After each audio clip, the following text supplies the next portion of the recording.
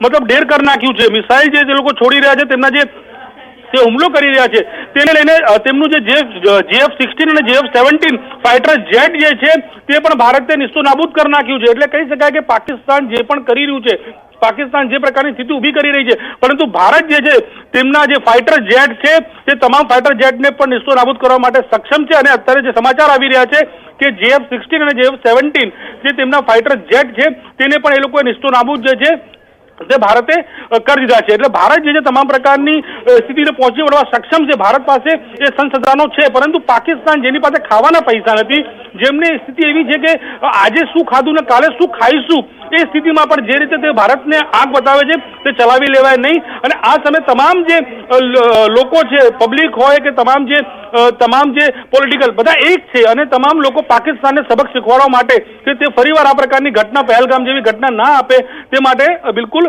તૈયાર છે। બિલકુલ નવીન, એક માહિતી અત્યારે પણ જે પ્રકારથી પ્રાપ્ત થઈ રહી છે, F-16 અને IL-17 એર ડિફેન્સ ગનથી પાકિસ્તાને અત્યારે જે પ્રકારથી ટાર્ગેટ કરવાનો પ્રયાસ કર્યો અને નષ્ટ પણ થઈ ગઈ। નવીન, એક મહત્વની વાત એ પણ કહેવી પડે કે સેના કેટલી સજ્જ છે। ભારતના અનેક વિસ્તારોમાં ટાર્ગેટ કરવામાં આવી રહ્યો છે, પરંતુ આકાશમાં જ તે તમામ જે લોકોની એર ડિફેન્સ સિસ્ટમ છે પાકિસ્તાનની તે નષ્ટ કરવામાં આવી રહી છે એક બાદ એક।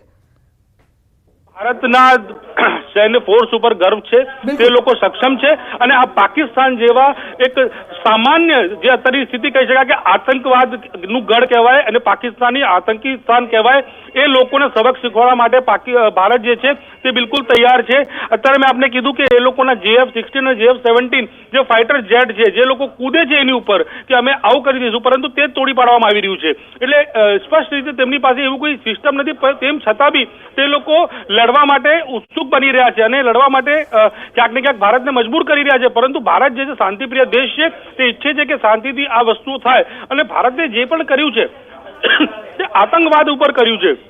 ભારતે પાકિસ્તાનના કોઈ સિવિલિયનને નથી માર્યો, ભારતે માત્ર ને માત્ર તેમના જે બહાવલપુર જે જૈસે મોહમ્મદ અને લશ્કરે તોયબા, હાફિઝ સઈદ અને અઝહર મસૂદનો જે ગઢ છે કે જ્યાં તે લોકો આતંકવાદ પેદા કરે છે, તે લોકોને જ નષ્ટ કર્યો છે। અને ક્યાંક ને ક્યાંક પાકિસ્તાનને તે સપોર્ટ કરવો જોઈએ કે આ જે છે આતંકવાદ ખતમ થાય, પરંતુ પાકિસ્તાન ઈચ્છતું નથી। પાકિસ્તાન પોતાના ગઢમાં આતંકવાદને વધારી રહ્યું છે, અને એ દેશને ખબર છે, એ આખા દુનિયાને ખબર છે, અમેરિકા હોય, રશિયા હોય, ઇઝરાયલ હોય, બધાને ખબર છે કે પાકિસ્તાનની નિયત શું છે અને પાકિસ્તાન શું છે। જી નવીન, પાકિસ્તાને એ તો સમજવું જોઈએ કે ભારતે જ્યારે તેના 9 ઠેકાણાઓ ધ્વસ્ત કર્યા, આતંકવાદીઓના 9 ઠેકાણાઓ ધ્વસ્ત કર્યા, તો આખી પ્લાનિંગ કરી, આયોજન કર્યું, રણનીતિ, સંયમ અને તમામ જે વસ્તુઓ જરૂરી બની જતી હતી હુમલા પહેલા, તે તમામની એક્સરસાઇઝ કરી છે। પરંતુ પાકિસ્તાન તો 24 કલાક પહેલા જ આ રીતે હુમલા કરી દે છે।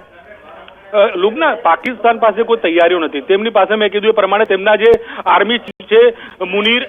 તો સુરક્ષા નિષ્ણાત જયદેવ જોશીજી આપણી સાથે જોડાયા છે, તેમની સાથે આ અંગે વાત કરીએ। જયદેવજી, જે પ્રકારથી હવે જે પરિસ્થિતિ થઈ ગઈ છે, પાકિસ્તાન તરફથી જે હુમલા કરવામાં આવી રહ્યા છે અને તમામ હુમલાઓનો જડબાતોડ જવાબ પણ ભારત આપી રહ્યો છે, શું કહેશો અત્યારના સિનારીઓને લઈને? ચોક્કસપણે અત્યારે જે આ હુમલો પાકિસ્તાન તરફથી જોવા મળી રહ્યો છે, આટલા બધા ડ્રોન આટલી બધી જગ્યાએ, યસ, તો ફર્સ્ટ રિએક્શન તો એ છે કે આ એક જરૂર એક મજબૂત એવું રિટેલિએશન પાકિસ્તાન તરફથી કહેવાય। હું ત્યાં સુધી પણ કહીશ, અને બહુ ફ્રેન્કલી અને બહુ ટ્રાન્સપરન્ટલી, કે થોડું અનઅપેક્ષિત પણ કહેવાય। પાકિસ્તાન પાસેથી આટલા મોટા રિટેલિએશનની અને આ પ્રકારના રિટેલિએશનની અપેક્ષા નહોતી। યસ, તેમ છતાં પણ જેમ આપણે કહેતા હોઈએ છીએ, આપણી ચેનલમાં પણ આપણે વાત કરી છે ઘણી વખત કે ભારત વર્સ્ટ માટે પ્રિપેર કરે છે, સૌથી ખરાબ સ્થિતિ માટે પ્રિપેર કરે છે, અને એટલે ખાલી બોર્ડર એરિયા નહીં, સુદૂર જગ્યાઓએ પણ આપણે મોક ડ્રિલ અને કેટલી બધી જગ્યાએ આપણે એરફોર્સના સ્ટેશન્સને અલર્ટ પર રાખ્યા છે। So yes, we are apt for it. પણ યસ, પાકિસ્તાન ચોક્કસપણે આ એક મોટો અટેક ભારત ઉપર અત્યારે કરી રહ્યું છે, અને ઓન ધ લોંગર રન આને એક્ટ ઓફ વોર કહેવાશે। આના પછી આનો જેટલા ડ્રોન આવ્યા છે એટલા જ એરફોર્સના પ્લેન્સ જો પાકિસ્તાનમાં જાય અને ત્યાં કહેર વર્તાવે, તો તેની તૈયારી પણ પાકિસ્તાને રાખવી રહેશે, કારણ કે આ એક્ટ ઓફ વોર કહેવાય। વોર ના બધા નિયમોને પણ તોડતું આ એક્ટ ઓફ વોર કહેવાય। જયદેવભાઈ, હવે આગામી કેવા પ્રકારનું પગલું રહી શકે છે ભારતીય સૈન્ય તરફથી? સરકાર કેવા પ્રકારનું વલણ અપનાવી શકે છે ભારતની? સરકાર કલક વલણ અપનાવશે, અને માત્ર સરકાર નહીં, અત્યારે જે રીતે દોર આપી દેવામાં આવ્યો છે એ રીતે જો આપણે જોશું તો ડેફિનેટલી સૈન્ય પોતે પોતાની રીતે નિર્ણય લેશે, એરફોર્સ પોતે પોતાની રીતે નિર્ણય લેશે અને જેવા સિગ્નલ કદાચ અમુક મિનિટોમાં નહીં તો અમુક કલાકોમાં ચોક્કસ આપણે જોશું કે આપણા ફાઇટર પ્લેન્સ આકાશમાં હશે. બિલકુલ જયદેવજી, ટાર્ગેટ લોક અને જે પણ પાકિસ્તાનની મિસાઇલો આવી રહી છે તેને આકાશમાં જે નષ્ટ કરવામાં આવી રહ્યા છે, એટલે કહી શકાય કે ખૂબ જ મોટી કેઝ્યુઅલ્ટી છે તે ભારતીય સેના કઈ રીતે રોકી રહી છે, તમામ લોકોનું રક્ષણ કરી રહી છે. કઈ રીતે આપ જુઓ છો એક સંરક્ષણ નિષ્ણાતની રીતે પણ? યસ, આપણી પાસે અદ્યતન ટેકનોલોજી છે, એર ડિફેન્સ ટેકનોલોજી છે.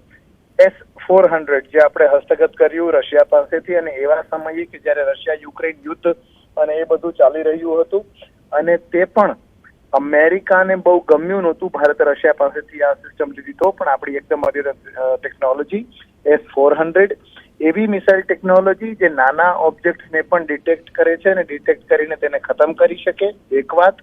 બીજું, તેનો રેટ ઓફ ફાયર બહુ વધારે છે, એટલે એક ગોળો છોડવાથી બીજા ગોળો છોડવા વચ્ચેનો બહુ જ ઓછો અંતર છે. અને ત્રીજી સૌથી મહત્વની વાત તેની એક્યુરસી છે. જે ડ્રોન્સ કદાચ અત્યારે જે આપણે જાણી રહ્યા છીએ ડ્રોન્સ આવી રહ્યા છે, એ ડ્રોન્સ બહુ નાના ઓબ્જેક્ટ હોય છે, બહુ ઝડપથી ઉડતા ઓબ્જેક્ટ હોય છે, એની સ્પીડ વધારે હોય છે. એને પણ તોડી શકવા માટેની એક્યુરસી ધરાવતી ડિફેન્સ ટેકનોલોજી આપણી પાસે છે, તે કામે લગાવવામાં આવશે. એ સિવાય પણ આર્મી એર ડિફેન્સ પાસે એ પ્રકારની અદ્યતન ગન્સ, જેને આપણે નાની તોપ કહી શકીએ, એવી છે જે આ પ્રકારના એર એટેકને આકાશમાં જ રોકી શકે. આ વાત થઈ રોકવાની અને તોડી પાડવાની, અને પછી વાત થશે એને કાઉન્ટર કરવાની. આ બધા જે ફ્લાઇંગ ઓબ્જેક્ટ ઓવરઓલ જ્યાં સુધી ડિટેક્ટ ના થાય ત્યાં આપણે ઘણીવાર ફ્લાઇંગ ઓબ્જેક્ટ કહેતા હોઈએ છીએ. એ ડ્રોન હોઈ શકે, અનમેન્ડ એરિયલ વ્હીકલ હોઈ શકે, એટલે કે માનવ વિહીન, પાયલટ વિહીન કોઈ નાના પ્લેન હોઈ શકે કે પછી મોટા પ્લેન હોય. એ બધાને ટ્રેક કરીને આપણા રડારની સિસ્ટમ દ્વારા એના દિશા નિર્દેશ કે ક્યાંથી થઈ રહ્યા છે એ જોઈને આપણા ફાઇટર પ્લેન્સ ત્યાં જઈને પણ એટેક કરી શકવાની ક્ષમતા ધરાવે છે અને ઈચ્છા શક્તિ અત્યારે છે, એ ચોક્કસ છે. એટલે જી બિલકુલ જયદેવજી, આભાર અમારી સાથે જોડાવા બદલ. તો જે પ્રકારથી અત્યારે જે પરિસ્થિતિ છે, પાકિસ્તાની સેના દ્વારા જે પ્રકારથી દીપા હુમલો કરવામાં આવ્યો છે, ભારતીય સેના જડબાતોડ જવાબ આપી રહી છે.